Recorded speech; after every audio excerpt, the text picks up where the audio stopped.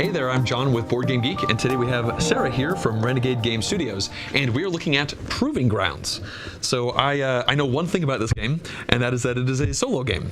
And what else is going on here? So yes, it's a solo-only game, in fact. There's actually no way to play with more people. Okay. So there's a lot of really cool stuff about this. The first thing you should know is that it is a solo game, but there's a whole immersive experience that you do before you even start playing. There's a 32-page beautiful novel in there that you can read through and get the backstory of the characters, really understand this world that she's in, and get set up to be ready to be part of this battle. Okay. And so in this game, you are playing as this princess who's trying to defend her honor in the gladiator arena. And she has all of these various attackers around her that you're going to have to defeat to be able to win the game.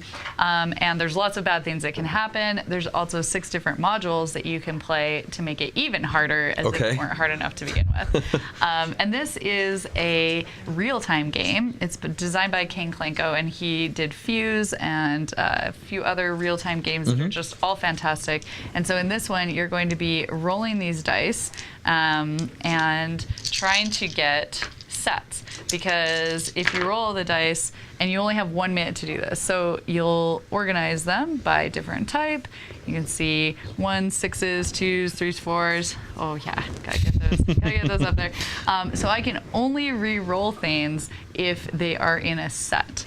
Okay. But the challenge with that is that to defeat these characters, I'm going to need sets of dice. So for example, if I really wanted to defeat this character, I would need 1s, and I would need 3 plus 1s to be able to do that. Okay. I only have 1, but I have these 6s, so I could re-roll these 6s hoping to get a 1. And since I'm on 1 minute timer, I can re-roll as many times as I want, but I can only re-roll sets. Okay. So now I've got a whole bunch of 3s, but really not anything else. So I'd probably keep re-rolling, even though the only thing I could re-roll is the only thing that I have that's currently useful. Right. So you have to balance that decision.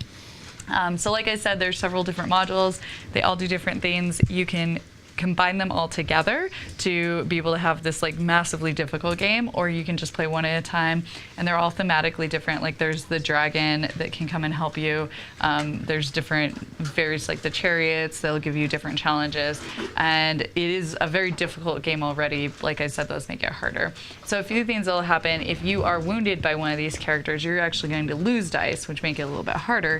But as you go through the game, you also have an opportunity to gain some of these dice that are even better than the normal ones you would have. So you're gaining and losing dice, moving them to various different parts of the board, and trying not to get down too far on the health track. That makes sense. Is that the loss condition, essentially? Yes. Yeah, you only have a certain number of times that you can get hit by these warriors before you're just out. And how do you win? You win by defeating all the characters. All of them. Okay, great. So, yeah. How many rounds usually? They're 1 minute rounds, right? It really is about a 30 to 45 minute game, but not all of that time is going to be during those 1 minute rounds. There's time in between when you're allocating those dice that you rolled and managing some things on the board. But it's a pretty fast-paced game. Most of the time you're going to be rolling and doing something exciting because you are a gladiator in this battle. You don't want to be having too much downtime.